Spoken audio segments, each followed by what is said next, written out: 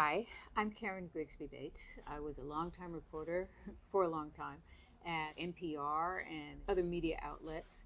Along the way, I met another reporter that I have become and remained friends with, Paula Yoo, and she's the reason we're here today at this wonderful, wonderful bookstore. It's called The Village Well Books and Coffee, and I want you to meet Paula Yoo. Hi, thank you so much. If I say, what's Rising from the Ashes about? Describe it to me. Rising from the Ashes, the secondary title is Los Angeles 1992. Edward Jae Song Lee, Latasha Harlins, and Rodney King, and a City on Fire. And I think that really encapsulates what my book is about. It's not just another book about what happened in 1992 in the Los Angeles uprising, but really a more personal look at three families and how their lives are forever connected and intertwined from this tragedy, and how these families were able to rise above the ashes with resilience, courage, and compassion, and the lessons learned, and ultimately how we all have to join together in solidarity to fight against all forms of racism and hatred. You've written this as a young adult book, as you've done many of your books. I'm wondering, most of the people who see this won't even have been born during this time period. Why is it important to you that young people understand what was going on back then and what the repercussions are that still reverberate now? As a Gen X Korean American auntie, I love Gen Z and Gen Alpha, and I think that they're very much a very activist crowd. They're just so aware, and they have the world at their feet in terms of access to information. We didn't have iPhones back then. Had to go to the card catalog. They have so much information at their fingertips. Yeah. And so that's why I write the books that I do, because I want to let them know things back then are really not that much different than today. It's just that the technology has changed, but people still have the same passions, the same hatreds, the same ignorances that they have today. And I think having them take a look back and realize how similar 1992 was to 2020, to what happened in the pandemic with Black Lives Matter, Stop AAPI Hate. I want them to understand that this has a history, and it's important to understand the roots of what caused this.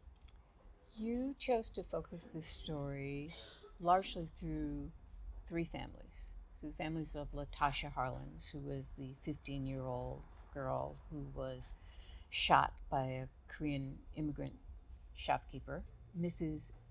Sunja Do, who was the person who shot her, she says, out of fear for her life, and Eddie Lee, who was a young man who felt like nobody was defending Korean and Korean American interests at this point. We can't just sit here and let things burn up. We have to do something. We have to stand up for ourselves. I mean, we know why Latasha died. Mrs. Du killed her, basically. Eddie was more ambiguous because he was basically caught in the crossfire between police and people on the rooftop, both of whom had guns, who were shooting at each other. Why is it important to include all of these different points of view in this one story that people think they know everything about already? For me, whenever I do these stories, especially about big events, I like to use a microscope and focus in on the humanity, on the individual people. So for me, we already know all the statistics: thousands of fires, 63 people dead, 12,000 injured, and so forth. The statistics, I think, dehumanize what happened to families. And I thought the best way to tell the story, especially because I am coming from a Korean American point of view, but I wanted to be inclusive and to show I can't just do solely Korean. I have to talk about the inclusivity of how these lives intersected. So that's why I focused on the three families, because I felt that a lot of people know what happened to them. A lot of people don't know who they were, what they were like before all of this happened, that they were human beings, that, they had, passions and dreams, and they were human beings. So I wanted to humanize the story and take you on a journey with three families, who were affected, and also the three people that were involved. In your book, as you say, it's complicated. Sometimes heroes have their moments of villainy or vulnerability. Sometimes villains have instances of heroics. How are people supposed to unscramble all of this, especially the young people that you're hoping to reach with this? That's a great question. I think you talk about heroes and villains. Everyone has an origin story. So with my book, I try to focus on the origin of all the people that I interview. You know, I always talk about where did you grow up? What were you like as a kid? What were you like as a teenager? What were your favorite? I asked a lot of those questions in my interviews, and then I was able to craft from there. This is who they were when they were young. These are the events that happened that shaped their lives as they got older, and how they reacted to or what happened to them in 1992 during the civil unrest, and you know where and how that changed their future, you know, or unfortunately ended their future. So I have the reader go along with the character from their origin to where they end up, and I think that makes them have empathy and a greater understanding of what led to the choices that this person made later in life, you know, or how they reacted to what happened during the civil unrest.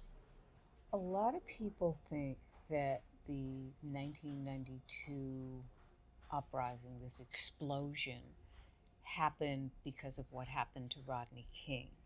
But in your book and in other places that I've done, you know, reporting about, it really wasn't that. It was this slow burn, and in some cases a not so slow burn, that had to do with police community relations, which were poisonous. And it had to do with the final sort of flame to all of this was Latasha Harlins' death. I don't think people understood who Latasha was very well when she was killed. You know, we sort of read the media reports that said, oh, she's a 15-year-old, she's kind of a surly kid. She, you know, punched this lady in the face, and this lady thought, oh, this is terrible. You know, I'm going to die. I don't want to die here in South Central away from my family. Took out a gun and shot her. There was a lot more to it than that, which you talk about. Tell us a little bit. Latasha was the oldest of the Harlins children. You know, she was the big sister to Christina and to the younger brother, Vester, and her younger cousin, Shanice. And Shanice had given her her backpack to borrow because she was at a sleepover at a friend's the night before. And it was Shanice's favorite backpack. It was those cool little hip-hop backpacks with the clock, kind of like Public Enemy and Flavor Flav. Like the clock was a big thing back in the early 90s, very trendy. Yeah. She's very proud of that backpack. Yeah. And so Latasha begged to borrow it. She said, I'll take good care of it. So in the struggle, backpack starts to get ripped off her shoulder. The straps of the backpack fall down on her arm. And so all she can think is, I have to protect. You know, I promised I'd protect this backpack. Talk to me about the third person and his family in this whole equation, Eddie Lee. What did he do? How did he end up the way he ended up during Saigu? Eddie Lee, who was 18 at the time, he was obsessed watching the news, and he got angrier and angrier as he saw men who looked like could have been his father or his uncle or his cousins on the rooftop with these guns. And he hated feeling helpless. He said, we have to stand up for Koreatown, because if we don't, no one's going to protect us.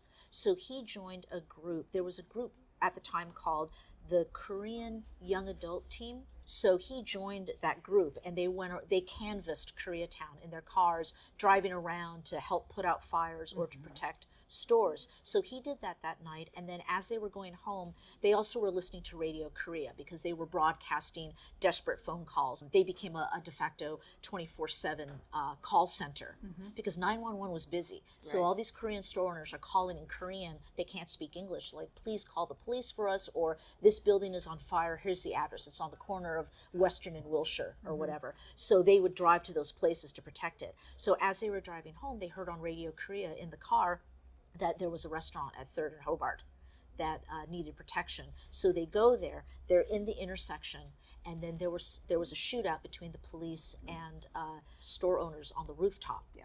And they got caught in the crossfire. and Eddie Lee was killed by friendly fire. So ironically, he was shot by probably, we don't know to this day who exactly shot him, but it was probably a Korean American store owner. Ouch. Or a Korean American volunteer. This is not a happy read. You know, a lot of your other books have dark moments in them, but it's about an individual triumphing over life circumstances, or something good coming out of. I'm thinking Vincent Chin, you know, coalitions, activism coming out of his death. What good came out of these ashes? What good came out of Latasha Harlins' death, Eddie Lee's death? What came out of this, do you think, that we can say this was terrible, what happened, but? To me, the hope is in the healing, you know, the reconciliation, the ways that the Korean American community and also Koreatown are trying to do in terms of being more inclusive and trying to work together to avoid something like this happening in the future. Koreatown today is much more diverse, has a very large Central American immigrant population. There's a lot of local community centers, Latino run, Black run, and Korean run, that are doing, you know, they do runs together, you know, they do charity work together, that kind of thing. So I think that there is a lot of hope, and I think a lot of good things came out of it. We still have a long way to go. A lot of South LA is still just as devastated as it was back in 1992. Koreatown pretty much is the hipster K-Town that it is today, but there still are some not so great areas in K-Town as well. And, you know, so LA is a big city, a lot of people. We're not going to solve things overnight, but I think that the hope rises from the fact that there's a greater awareness of the importance of solidarity between different communities of color to stand up against racism, you know, and to also fight back in terms of what we see as police brutality or other forms of systemic racism. So I think that's very important. Ultimately, I think for the three families involved, there is hope in the sense of when Eddie Lee died, his favorite book was The Count of Monte Cristo. And the last line in that book is wait and hope. And we'll probably be able to do that a little better because of the work you did here. Thank you. Thanks, Paula Yoo.